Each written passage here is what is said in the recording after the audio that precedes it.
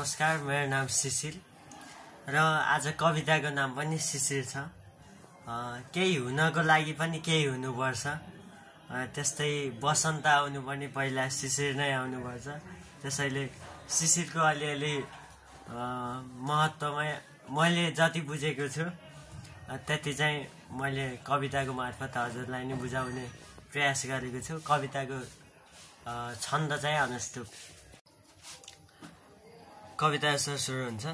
हेमन्तको बिदा पश्चात अन्तैबाट म आउँछु, अब शिशिरको शक्ति सबैलाई बुझाउँछु।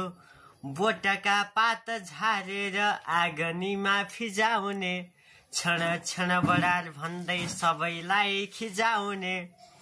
आउँदा म ठुलो बेगमा बच्चा बच्ची डराउँछन्, किन नाङ्गो बनाइस् हे भन्दै रुख कराउँछन्। शिशिरले भन्छ, एक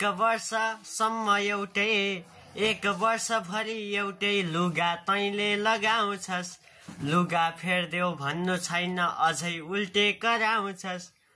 रुखहरूले भन्छन्, छरिएका लुगा मेरा मान्छे आई जलाउँछ, यो चराचर जगतलाई शिशिरले खलबलाउँछ। शिशिरले भन्छ, चुरोटेले ठुटा फाल्छन्, कोही काँडा डढाउँछन्, चुरोटेले ठुटा फाल्छन्, कोही काँडा डढाउँछन्। लापरवाही गरी मान्छे मलाई दोष लगाउँछन्, आधी हुरी सबैलाई कुनै बेला जगाउँछु।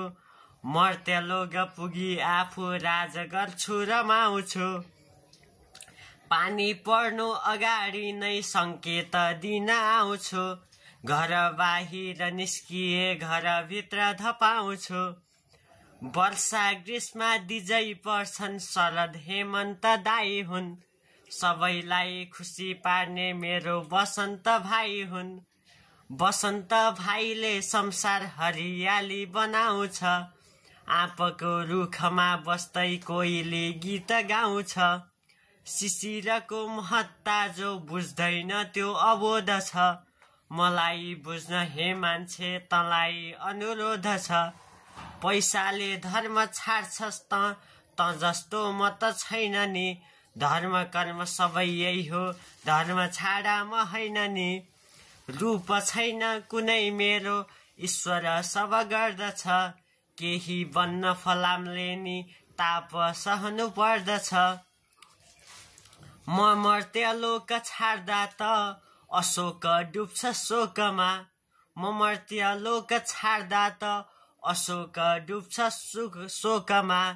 विश्वभरि खुसी छर्दै पुग्छु म आफ्नो लोकमा, विश्वभरि खुसी छर्दै पुग्छु म आफ्नो लोकमा।